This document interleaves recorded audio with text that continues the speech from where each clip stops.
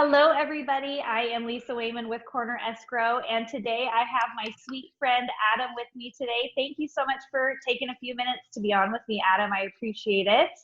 Thank you for inviting me. Of course. This handsome gentleman is Adam Bouvet. For those of you who don't know, he owns the Mill Restaurant. He is also a realtor with Exit Alliance Realty, the Bouvet Team.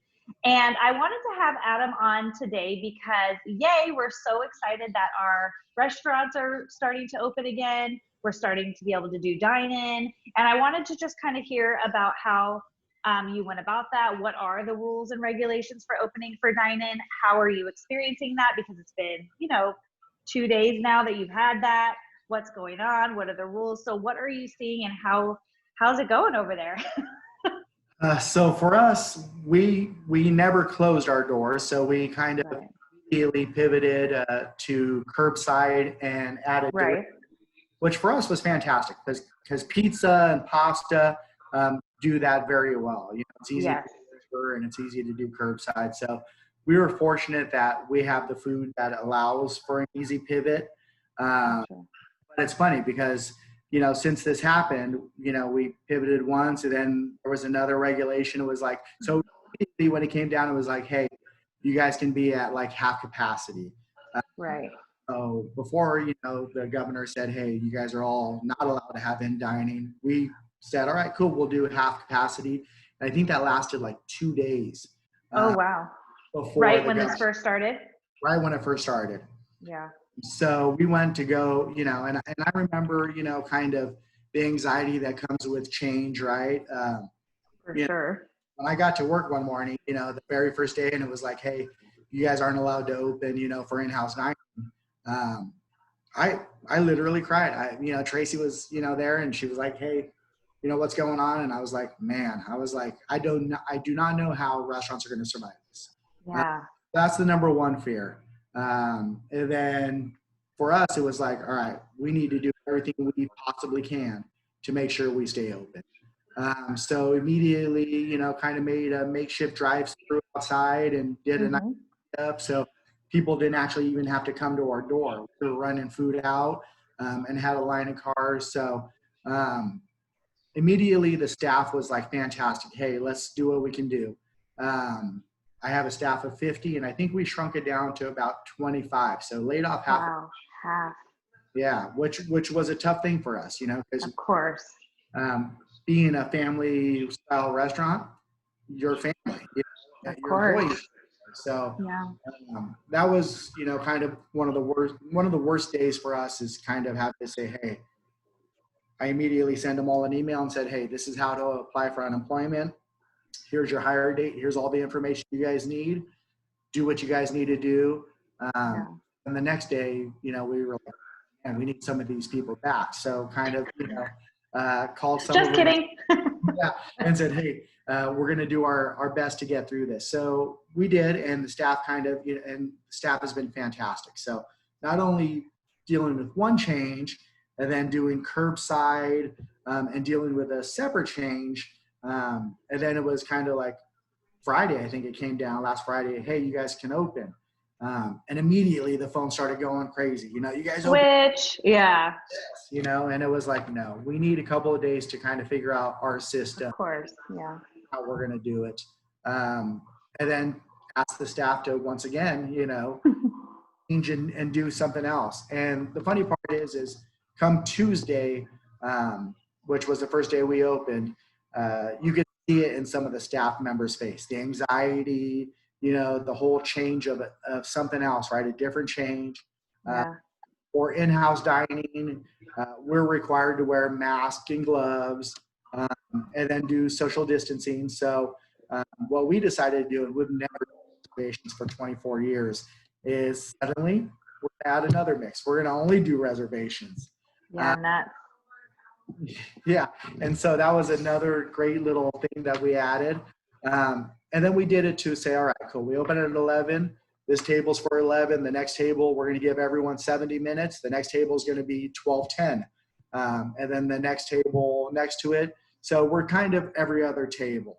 People are going to kind of walk in and be like, what do you mean you have no reservations? Well, Inside, we have 14 tables, which means we have 7 tables that we're actually sitting inside and 7 tables outside. But even after all of that, Tuesday was one of our busiest Tuesdays, that we've had, even doing half capacity, because we're still doing great curbside and to-go soup. Heck yeah.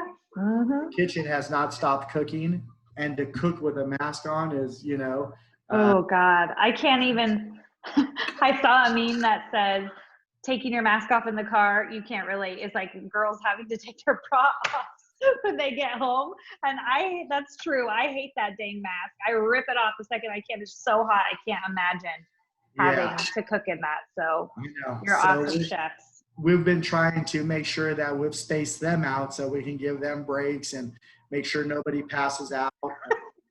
But on the same token, like I said, we wanted to do it responsibly. We didn't want to just say, hey, you know what, we're going to take reservations and fill up the inside.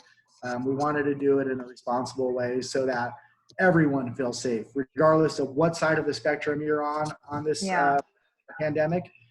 That one way or another, you feel safe. So we've had a couple of people leave us notes and say, hey, you are literally the first place we've been out since this whole thing started. And so great. The safety steps that you guys went through to make sure we felt comfortable.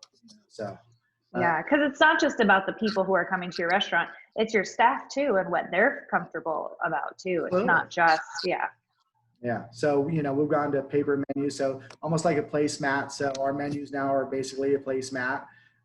We've gone to disposable cups, we're still going to give you real silverware, but we're not setting tables until you get there. And everything is sanitized beforehand and after everyone leaves. Bathrooms are sanitized every 30 minutes and doors are sanitized every 15 minutes, so literally everything we can do, we're doing. Wow. So as far as other restaurants in the area, that pretty much applies to all restaurants. Is the social distancing, is everyone at half capacity right now? So that's just pretty much the rule all across the board. Yeah, for the most part, they should be, to each their own, some are going to do what they want, and, and I'm all right with that. That's your business, your business.